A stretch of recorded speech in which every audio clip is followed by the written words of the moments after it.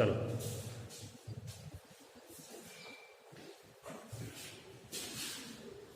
प्रिय विद्यार्थियों, नमस्कार। साइंस क्लास 10th में आप सबका स्वागत है। मैं आज आपके लिए लेकर आया हूं अपशिष्ट से होने वाले नुकसान। और अपशिष्ट से होने वाले नुकसान में मैं आगे आपको पढ़ाता जा रहा हूं कि किस प्रकार अपशिष्ट से क्या क्या हानियां होती हैं। देखिए, मैं आपको कल बता रहा था कि लंबे समय तक वायु, मिट्टी और जल के संपर्क में यदि रहते हैं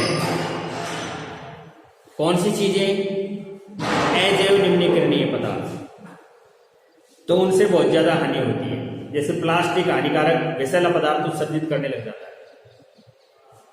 प्लास्टिक जो एक पेट्रोलियम आधारित उत्पाद है,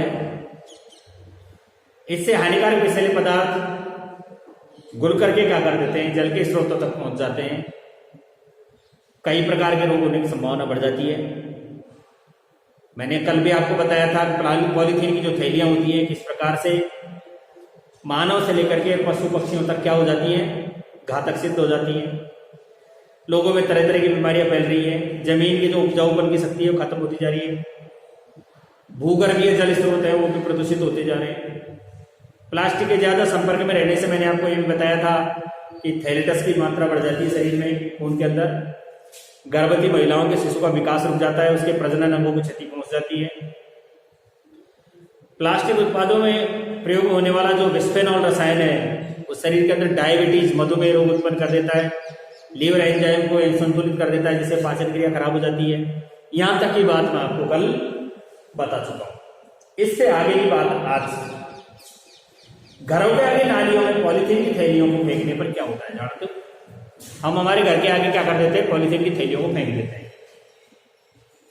पॉलीथीन जो कचरा बाजार से हम लेकर के आए हैं, उस कचरे को क्या कर देते हैं, नालियों में फेंक देते हैं। नालियों में जाकर के वो कचरा जल के बहाव को अवरुद्ध कर देता है, पानी के बहने को क्या कर देता है, बंद कर, जिससे उसमें कई प्रकार के रोगकारक सूक्ष्म जीव जन्म ले जाते हैं। कचरे में फेंकी गई पॉलीथीन की थैलियां कई बार क्या होती है, जानवरों की तरफ खाली जाती है, पेट के हाथों में फंस जाती है, इससे उनकी मृत्यु हो जाती है। इस तरह पॉलीथीन कचरा जलाने से क्या होगा, मान लीजिए हम ये सोचें कि भाई नालियों में मत फेंको उसको। यदि उसे हम नालियों में नहीं फेंकते हैं और उसको जला देते हैं, तो जलाने से कार्बन डाइऑक्साइड मिलेगी, कार्बन मोनोऑक्साइड मिलेगी, डाइऑक्सिन जैसी विषैली गैस निकलेंगी।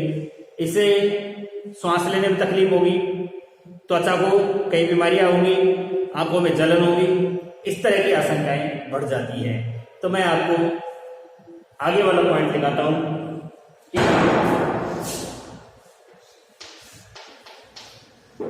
पॉलीथीन की थैलियों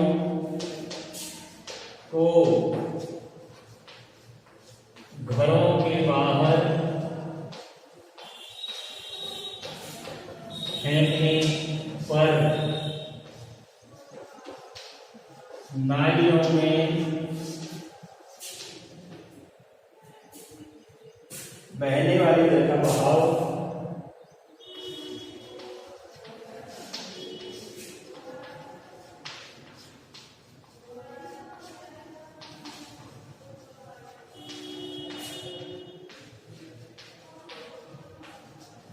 अवरुद्ध हो जाता है तथा इस रुके हुए जल में अनेक रोगों के सूक्ष्म जीव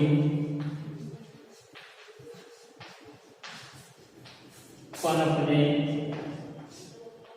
लगते हैं। एक बात कि पॉलीथीन से क्या बीमारियां होंगी। मैंने आपको ये भी लिखवा दिया कि किस तरह से पॉलीथीन कचरा पशुओं के आंतों में फंस करके और उनकी मृत्यु का कारण बन जाता है। पॉलीथीन कचरे को जलाने पर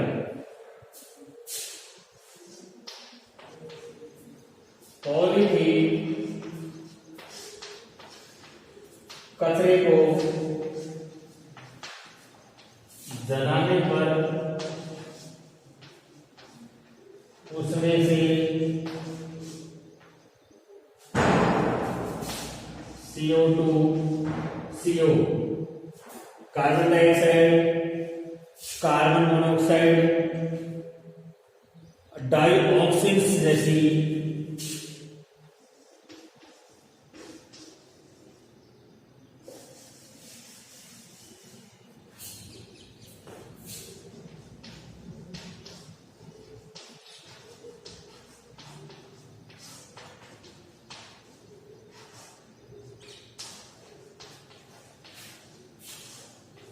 घातक विषैली गैसें निकलती हैं।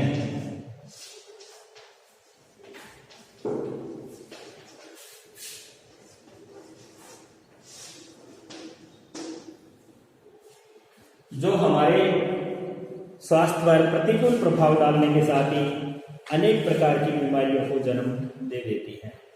इनसे क्या होता है, बहुत सारी या कई प्रकार की बीमारियां हो जाती हैं।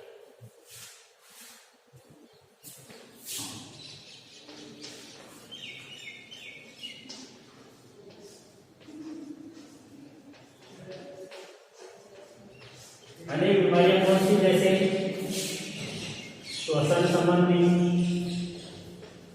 त्वचा संबंधी, सांस लेने में तकलीफ हो जाएगी, त्वचा संबंधी बीमारी हो जाएगी, फेफड़ों के अंदर होने वाली बीमारी हो जाएगी, आंखों की बीमारी हो जाएगी। इस तरह की बीमारियां श्वसन, त्वचा, आंखों को प्रभावित करती हैं।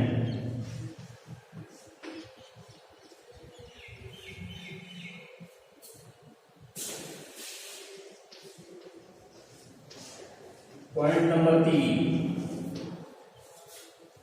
तीसरे पॉइंट में मैं आपको बता दूं, नगरों में जहां अपशिष्ट पदार्थ निकलते हैं, अर्थात नगरों से जो कचरा निकल करके इकट्ठा होता है, वहां सामान्यतः गंदी बस्तियों का विस्तार हो जाता है। यहाँ रहने वाले लोग नारकीय जीवन जीने पर व्यस्त हो जाते हैं। ये बस्तियां हमारी नगरीय विकास पर क्या लग जाती हैं, एक तरह से कलंक लग जाती हैं। आपने देखा होगा झुग्गी बस्तियां, बॉम्बे के जैसे धारावी बस्ती है, दिल्ली की कच्ची बस्ती है सकुलपुर आदि में, उसी प्रकार जयपुर के अंदर भी कच्ची बस्ती है।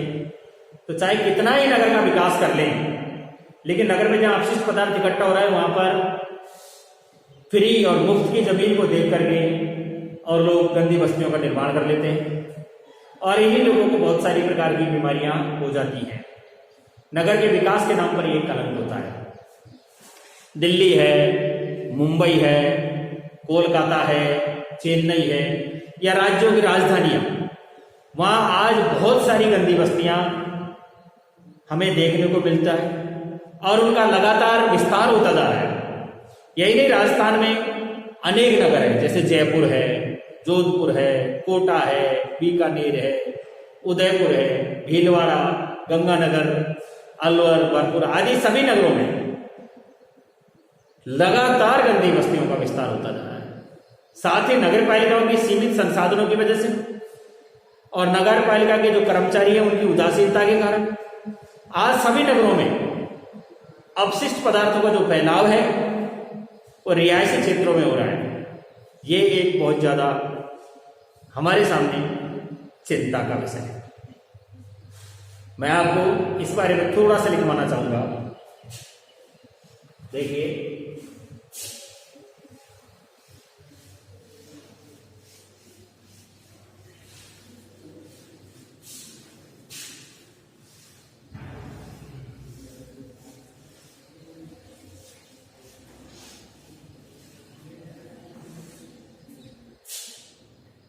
आज नगरों से निकलने वाला कचरा, नगरों से निकलने वाले कचरे को जहां पर एकत्रित किया जाता है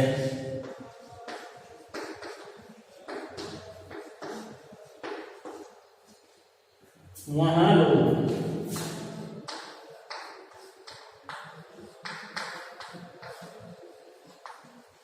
मुफ्त की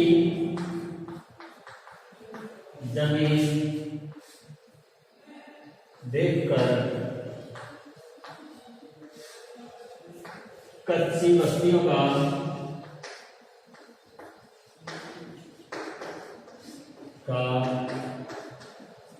निर्माण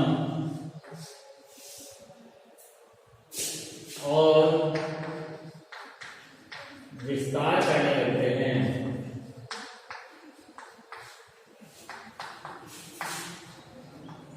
जो नगरीय विकास पर एक कलंक है।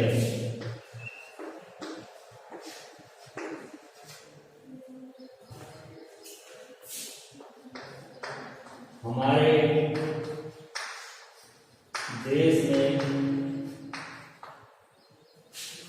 कौन कौन से नगर ले लो, दिल्ली, मुंबई, कलकत्ता, चेन्नई, दिल्ली, मुंबई, कलकत्ता, चेन्नई तथा अन्य राज्यों की राजधानियां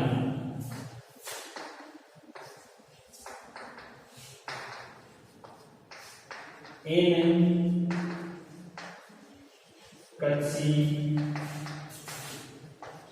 बस्तियों से अति बड़ी है। यहां लगातार क्या होता जा रहा है, कच्ची बस्तियों का लगातार विस्तार होता जा रहा है। नगर पालिकाओं के सीमित संसाधन और उदासीनता के कारण भी, तीसरा पॉइंट, नगर पालिका के किस प्रकार के बर्ताव के कारण, सीमित संसाधन और उदासीनता के कारण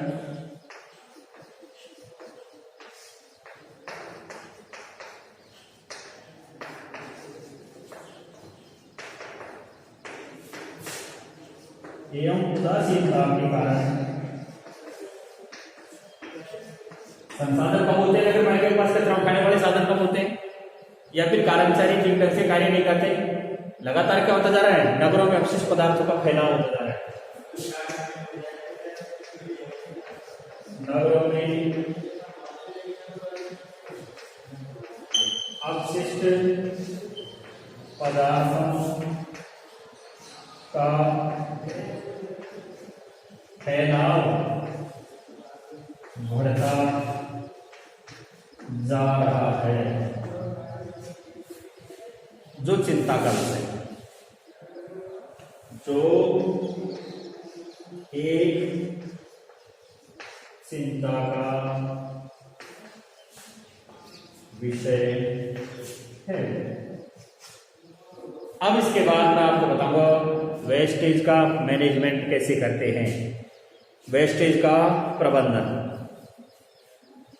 वेस्टेज प्रबंधन से पहले मैं आपको इसके बारे में कुछ बताना चाहूँगा। इसे अब एक बार नोट कर लें कि नगरों से निकलने वाले कचरे को जहाँ इकट्ठा किया जाता है वहाँ लोग मुफ्त की जमीन देख करके क्या कर लेते हैं, झुग्गी बस्तियों या कच्ची बस्तियों का निर्माण कर लेते हैं। जैसे मैंने आपको बताया था धारावी बस्ती मुंबई की, दिल्ली की संगरूरपुर कच्ची बस्ती आदि है, जयपुर में भी कच्ची बस्ती है।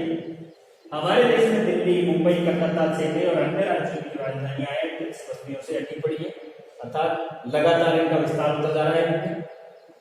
अब इनमें सभी राज्यों की राजधानियां लगा दीजिए, जैसे जयपुर है, क्या नाम से, और जो भी है राज्य उनकी राजधानियां, राजस्थान के बहुत सारे नगरों के बारे में मैंने आपको बता दिया, जयपुर, जोधपुर, कोटा, बीकानेर, उदयपुर, भीलवाड़ा, गंगानगर, अलवर, भरतपुर, ये सब क्या है, बड़ी बड़ी नगर है।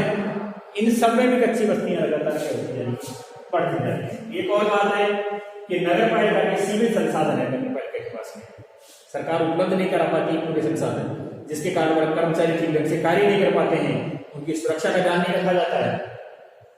नगर पालिका के इसी सीमित संसाधनों की बदौलत और कुछ उदासीनता के कारण नगरों में अपशिष्ट पदार्थों का लगातार क्या होता जा रहा है, फैलाव बढ़ता जा रहा है, जो क्या है एक चिंता का विषय।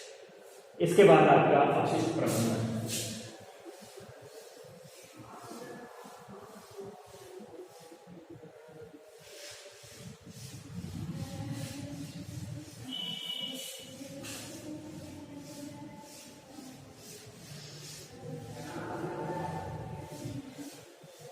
नया पॉइंट है हमारा वेस्टेज का मैनेजमेंट कैसे करें।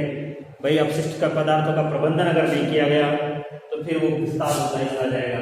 तो हमारा पॉइंट आएगा अपशिष्ट प्रबंधन।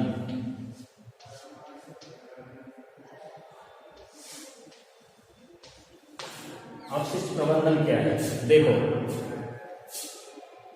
अपशिष्ट यही नहीं कि सब भारत में ही है, नहीं, ये पूरे के पूरे विश्व की समस्या है। अपशिष्ट किसकी, भारत की समस्या थोड़ी है, बल्कि पूरी विश्व की समस्या है। अंतरराष्ट्रीय स्तर पर विदेशों देशों के द्वारा अंतरराष्ट्रीय स्तर पर कूड़ा प्रबंधन के प्रति असावधानी को आज गंभीरता से लिया गया। इससे वातावरण पर जो पड़ने वाला प्रभाव है उसके ऊपर पूरे के पूरे संसार में चिंता व्यक्त है। भारत में कुल 5161 नगर है। कितने हैं लगभग, भारत में कुल 5161 नगर है, जिनमें से 35 को महानगर का दर्जा दिया। अब आपके सामने प्रश्न बन गया कि भारत में कुल नगरों की संख्या कितनी है, 5161। महानगरों का दर्जा कितने को प्राप्त है, 35 को। 393 प्रथम श्रेणी के और 4 से द्वितीय श्रेणी के नगर हैं। इसके अलावा 20,000 से 50,000 की आबादी वाले बहुत सारे छोटे नगर भी हमारे भारत में। भारत में इन नगरों से प्रतिदिन लगभग 1 लाख टन अपशिष्ट पदार्थ निकलता है। कितना, 1 लाख टन अपशिष्ट पदार्थ प्रतिदिन निकलता है। छोटे नगरों से निकलने वाले कूड़े के प्रति व्यक्ति औसत मात्रा 0.1 किलोग्राम है। छोटे नगरों में जितनी जनसंख्या होगी उस जनसंख्या को आप मल्टीप्लाई कर लीजिए 0.1 किलोग्राम से। इतना कचरा छोटे नगरों में निकलता है, जबकि बड़े नगरों में तो इसकी मात्रा और बढ़ जाती है। बड़े नगरों में 0.4 से 0.6 किलोग्राम औसत कूड़े को आप वहां की जनसंख्या से मल्टीप्लाई कर लीजिए। भारतीयों के नगरों का जो सौंदर्य है, सुंदरता है, उसको बिगाड़ने का प्रमुख काम इस कूड़े कचरे का ही है। नहीं तो हमारे भारत के जो नगर है बहुत सुंदर है। नगर सभ्यता को अपनी ओर खींचने में ये अपशिष्ट कलंकित करते हैं। मध्यम वर्गीय ग्रामीण परिवार लगातार नगरों की ओर जा रहे हैं, जिससे नगरों की आबादी में क्या होता जा रहा है, वृद्धि होती जा रही है। नए नगर कूड़े करकट के प्रबंधन से अभी है पूरी तरह से लापरवाह है, फलस्वरूप वहां इनका विस्तार होता जा रहा है। छोटे नगरों में कोष की कमी है, यह उपलब्धता ही नहीं हो पाती है, प्रबंधन में कठिनाई आ रही है, ठेकेदारों का अभाव है, समय पर उनका भुगतान नहीं होता, कर्मचारी ठीक ढंग से काम करना नहीं चाहते, उदासीनता होती है, हठधर्मिता होती है। स्थानीय लोग भी क्या करते हैं, अपने क्षेत्र के प्रति जागरूक नहीं है, निस्तारित कूड़े करकट को कहीं भी डाल देते हैं। इससे अच्छा ही है स्थानीय लोगों को अपने अपने क्षेत्र से निस्तारित कूड़े को अलग करके उसकी जैविक खाद बना ली जाए, वर्मी कंपोस्ट गड्ढे बना दिए जाएं। इस तरह से हम क्या कर सकते हैं, कुछ कचरे की मात्रा को कम कर सकते हैं। तो यहां तक की बात आप लिख सकते हैं कि भारत में कुल कितने नगर हैं, कितने महानगर हैं। यहीं से शुरू कर देता हूं।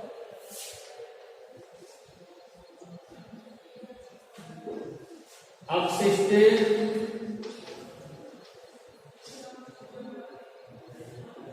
के विस्तार से भारत ही नहीं बल्कि संपूर्ण विश्व चिंतित है।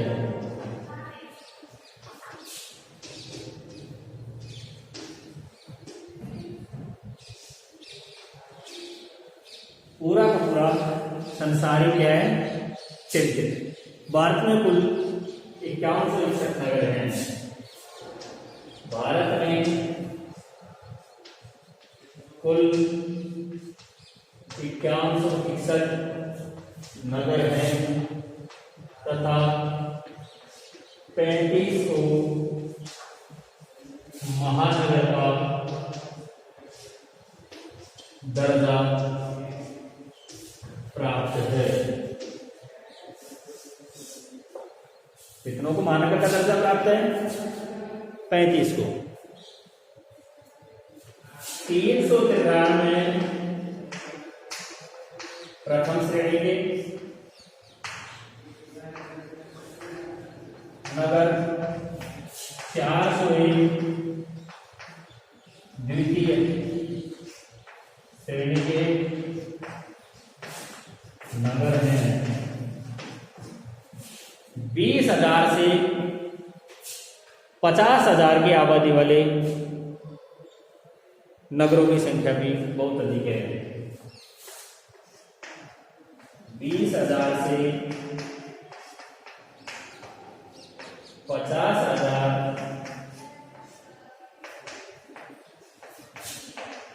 जनसंख्या वाले नगरों की भी संख्या बहुत अधिक है।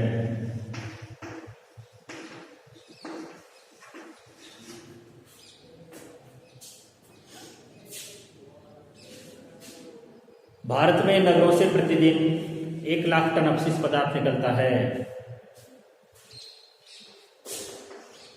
भारत में इन नगरों से प्रतिदिन 1 लाख टन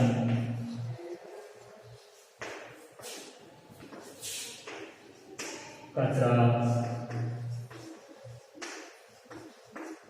निकलता है। छोटे नगरों से निकलने वाले कूड़े को प्रति व्यक्ति औसत, छोटे नगरों से निकलने वाले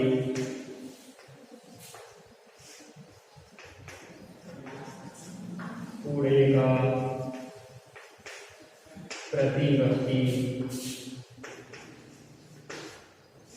औसत 0.1 किलोग्राम है। जबकि बड़े नगरों से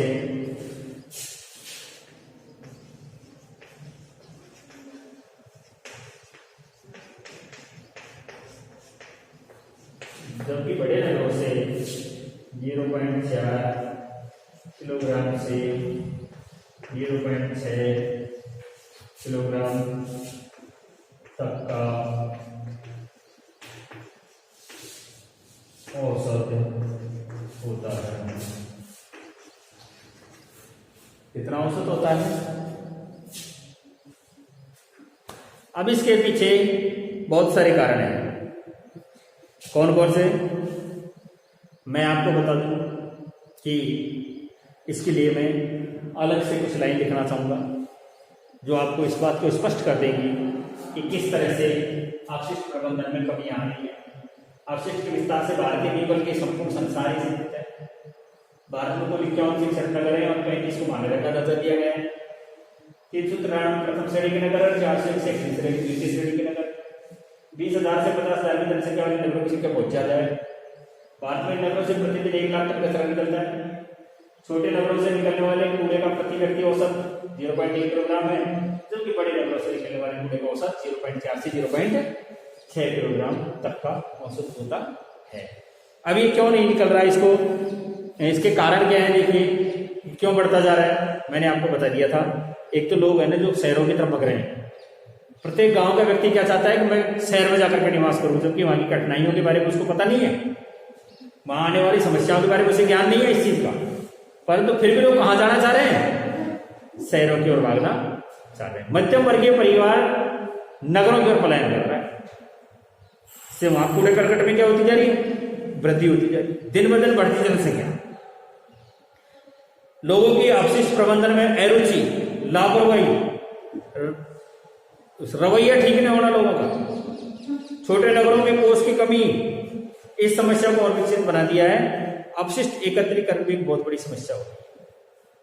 कई प्रकार का अपशिष्ट होता है, तरल भी होता है, ठोस भी होता है ना। तो यहां इस बात को लिखना चाहिए।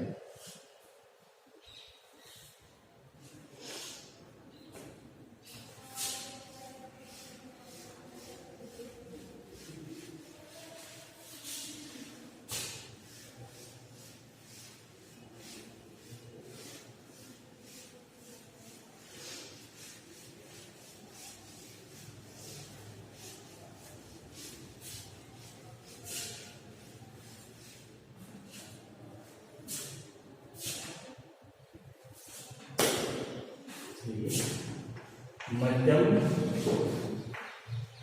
वर्गीय परिवारों का नगरों की ओर पलायन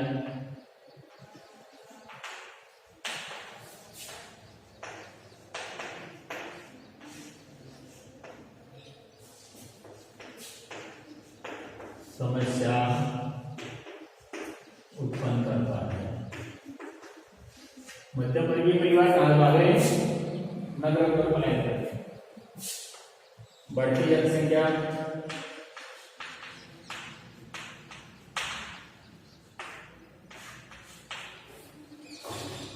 बढ़ती हुई कौन सी चीज, जनसंख्या। तो लोगों की अपशिष्ट प्रबंधन में रुचि,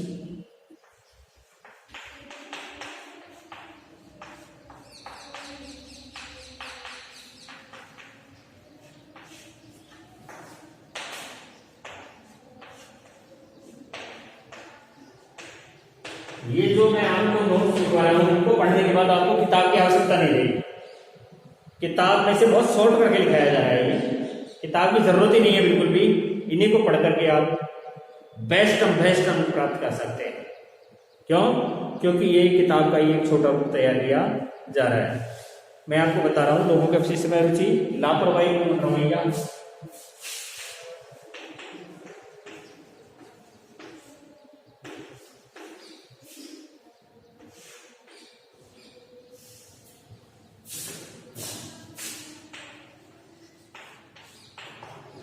लापरवाही पूर्वक अपनाया गया रवैया, इसके साथ ही छोटे नगरों के कोष की कमी,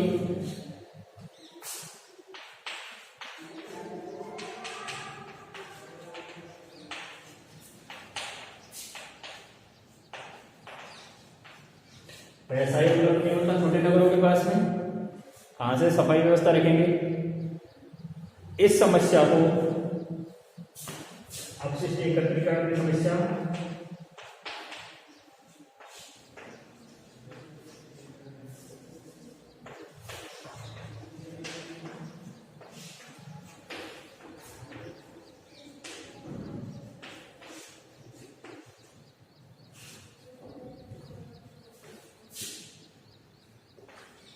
इसे और बढ़ा दिया है।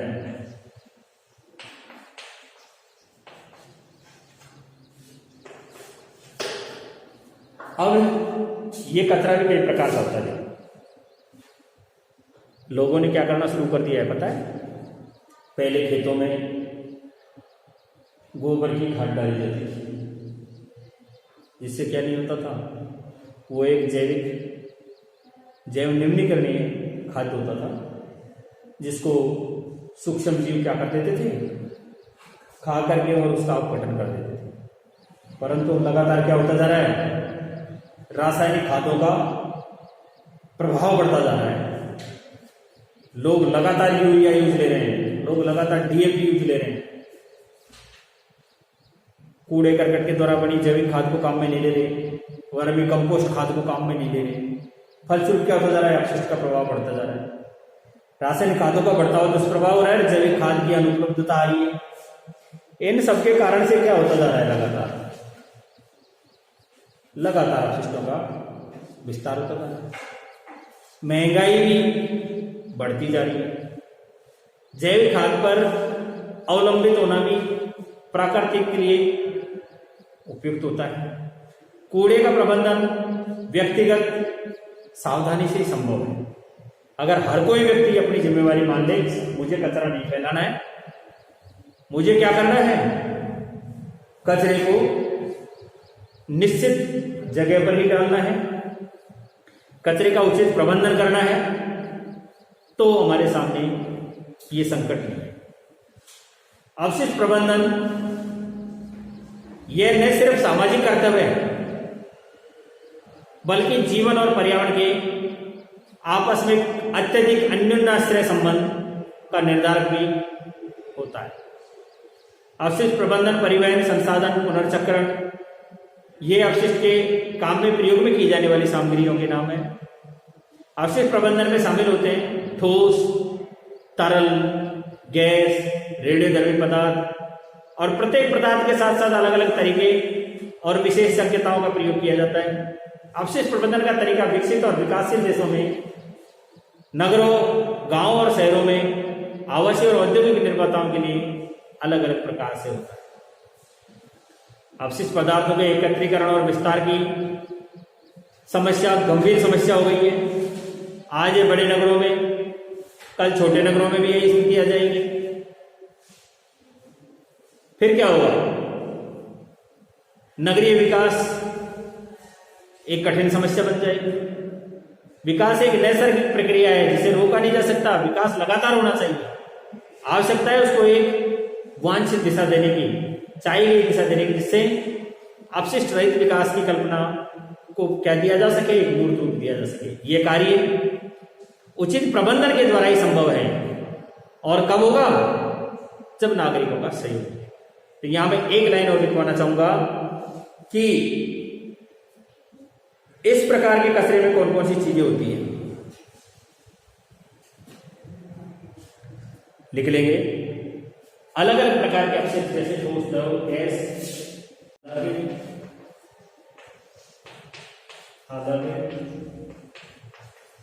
प्रकार के अपशिष्ट, ठोस, द्रव,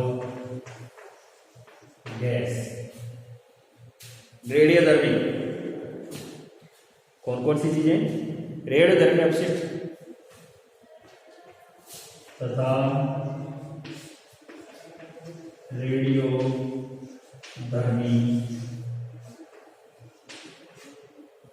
अपशिष्टों का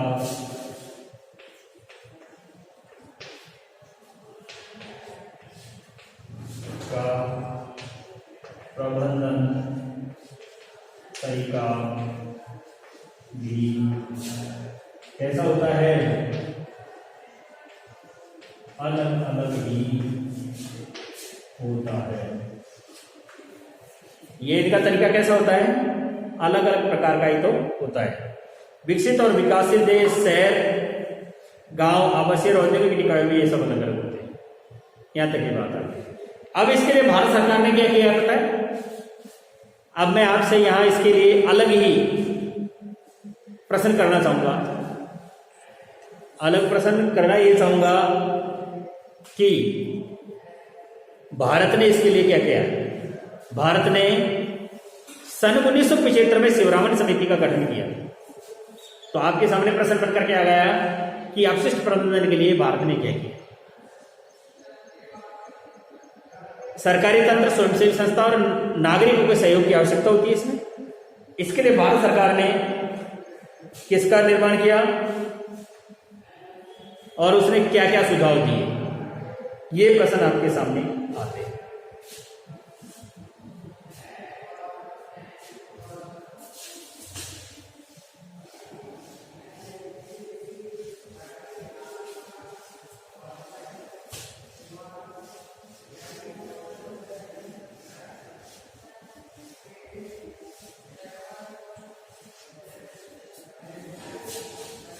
हाँ भैया, देखेंगे कि विकास एक नैसर्गिक प्रक्रिया है। यहां से लिखोगे, विकास एक नैसर्गिक प्रक्रिया है। विकास कैसी प्रक्रिया है? नैसर्गिक प्रक्रिया है, लेकिन विकास अपशिष्ट रहित विकास होना चाहिए। लेकिन विकास अपशिष्ट रहित विकास होना चाहिए। लेकिन विकास अपशिष्ट रहित विकास हो, कैसा हो, सॉल्व करके। और कि विकास एक नैसर्गिक प्रक्रिया है, लेकिन विकास ऐसा होना चाहिए जिसके अंदर अपशिष्ट की मात्रा नहीं हो। इसके लिए सरकारी तंत्र, स्वयंसेवी संस्थाएं और नागरिकों का सहयोग आवश्यक है। इसके लिए सरकारी तंत्र, स्वयंसेवी संस्थाएं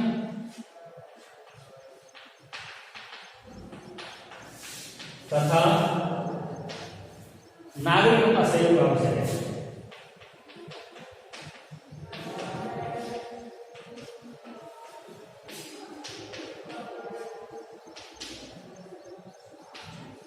नागरिकों का सहयोग आवश्यक है।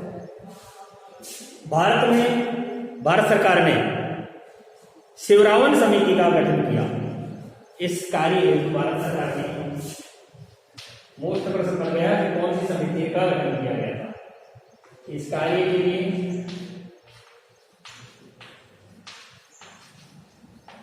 भारत सरकार ने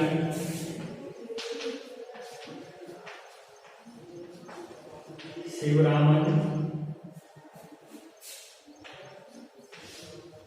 समिति का 1975 में गठन किया। तो दो प्रश्न तो इसी तरह बन गए आपके। क्या कि भारत सरकार ने अपशिष्ट प्रबंधन के लिए किस समिति का गठन किया? शिवरामन समिति ने गठन किया। दूसरा प्रश्न हो गया, कौन से सन में किया? 1975 में किया। अब तीसरा प्रश्न बन गया, शिवरामन समिति के सुझाव क्या थे? तो यहां हम लिखेंगे शिवरामन समिति के सुझाव।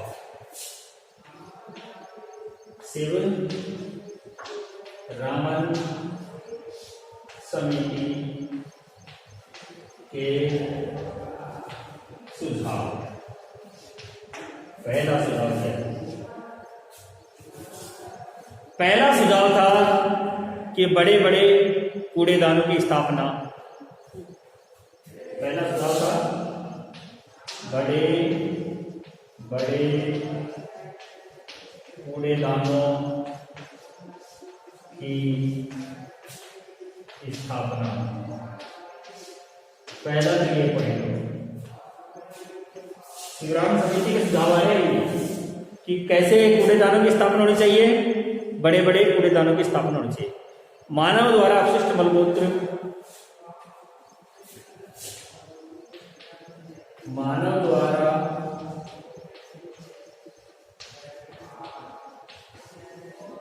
अपशिष्ट मलमूत्र, अपशिष्ट मलमूत्र निष्कासन की उचित व्यवस्था।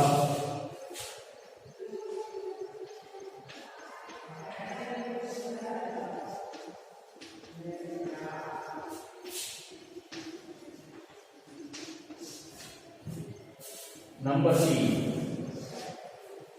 मानव के द्वारा जो अपशिष्ट निकाले जाए उनकी उचित व्यवस्था हो। नगरों में कूड़ा करकट उठाने की समुचित व्यवस्था। नगरों में कूड़ा करकट उठाने की उचित व्यवस्था। नगरों में कूड़ा करकट उठाने की उचित व्यवस्था हो। कूड़े के ढेरों को जलाकर भस्म करना, कूड़े के ढेरों को जलाकर भस्म करने की व्यवस्था। 5वां पॉइंट, ये आपसे पूछा जा सकता है शिवरामण समिति का गठन कब किया और उसके सुझाव क्या थे। ये आपके सामने 5 आ गए हैं कि बड़े बड़े कूड़ेदानों की स्थापना हो, मानव द्वारा अपशिष्ट मलमूत्र निष्कासन की उचित व्यवस्था हो, नगरों में कूड़ा करने की उचित व्यवस्था हो, कूड़े के ढेरों को जला करके भस्म करने की व्यवस्था हो और अवशिष्ट पदार्थों के नियंत्रण और प्रबंधन का उचित तरीका हो। अपशिष्ट पदार्थों के नियंत्रण और प्रबंधन का उचित तरीका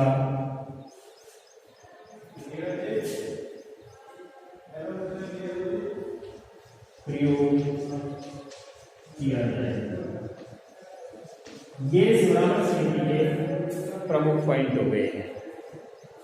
बड़े बड़े कूड़ेदान, डस्टबिन रखें और वाहित वन सीवेज निस्तारण की उचित व्यवस्था हो, नगरों का कूड़ा पकड़ इकट्ठा करने की समुचित व्यवस्था हो, कूड़े के ढेरों को जलाना आज अपराध की श्रेणी में शामिल किया जा चुका है। परंतु क्यों किया जा चुका है?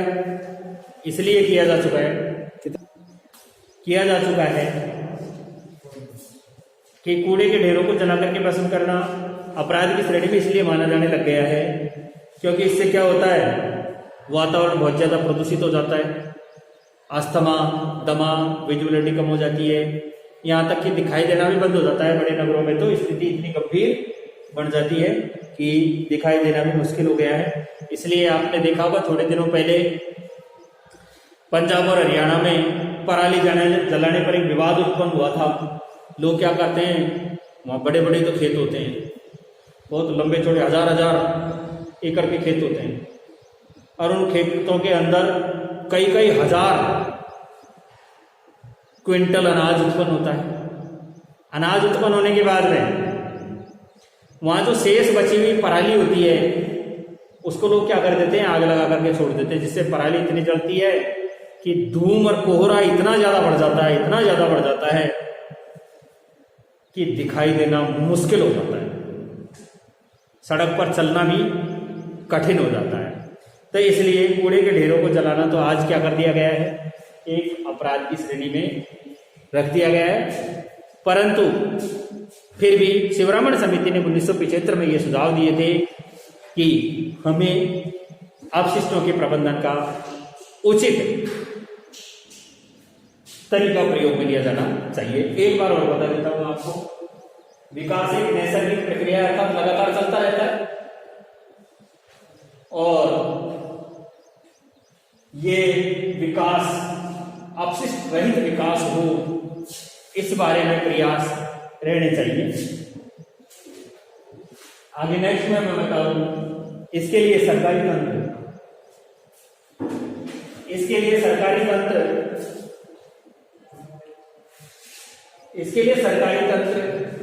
स्वयंसेवी संस्थाएं और नागरिकों का सहयोग बहुत जरूरी है।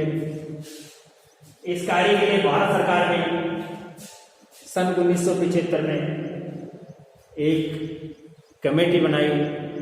उस कमेटी का नाम था शिवरामण समिति। 2 प्रश्न मैंने आपको बताए थे यहाँ बन रहे हैं कि भारत सरकार ने कौन सी समिति का गठन किया उचित अपशिष्ट प्रबंधन के लिए, तो शिवरामण कमेटी आ जाएगा। दूसरी बात आ जाएगी कौन से सन में किया, तो 1975 आ जाएगा। शिवरामण समिति के सुझाव क्या थे, तो पहला सुझाव आ जाएगा कि बड़े बड़े कूड़ेदानों की स्थापना में डस्टबिन होने चाहिए, बड़े बड़े मानव द्वारा अपशिष्ट मलमूत्र निष्कासन की उचित व्यवस्था होनी चाहिए, नगरों में कूड़ा करकट उठाने की उचित व्यवस्था होनी चाहिए, कूड़े के ढेरों को जला करके भस्म करने की व्यवस्था होनी चाहिए। अपशिष्ट पदार्थों के नियंत्रण और प्रबंधन का उचित तरह का प्रयोग में लिया जाना चाहिए, जिनमें से ये कूड़े के ढेरों को जला करके भस्म करने वाली व्यवस्था के बारे में मैं आपको बता चुका हूँ कि आज इसको अपराध की श्रेणी में मान लिया गया है। क्यों? इससे कार्बन डाइऑक्साइड, कार्बन मोनोऑक्साइड, बहुत सारी विषैली गैस निकलती हैं। यहाँ मैं इसे अपशिष्ट पदार्थों के नियंत्रण और प्रबंधन का उचित तरीके में मैं आपको बता दूं कि इसके लिए जैविक खाद और वर्मी कंपोस्ट सबसे बढ़िया होता है। तरीका कौन सा है? जैविक खाद और वर्मी कंपोस्ट, यानी इस तरह के कूड़े करकट को अलग कर लिया जाए जिससे जैविक खाद बनाई जा सके, वर्मी कंपोस्ट गड्ढों में उस खाद का निर्माण किया जा सके जो हमारे लिए लाभदायक है। अब मेथड ऑफ वेस्ट मैनेजमेंट, मैं आपको अपशिष्ट प्रबंधन के तरीके आज ने बता करके और कल बताता हूं कि किस तरह से अपशिष्टों का प्रबंधन किया जाना चाहिए, जिसमें भूमि भराव है, भस्मीकरण है, पुनर्चक्रण तरीका है, रासायनिक क्रिया, ये सारी बातें मैं आपको कल बताऊंगा। रिड्यूस, रियूज, रिसाइकल और आजकल तो रिपेयर के बारे में भी कहा जाने लग गया है। तो इस तरह से मैं आपको कल इस बारे में आपको बताऊंगा कि अपशिष्ट प्रबंधन के तरीके क्या क्या हैं। फिर उसके बाद में आने वाले आपके पाठ्य पुस्तक के प्रश्नों के बारे में भी मैं आपको बताऊंगा। आज के लिए इतना ही पर्याप्त है। धन्यवाद।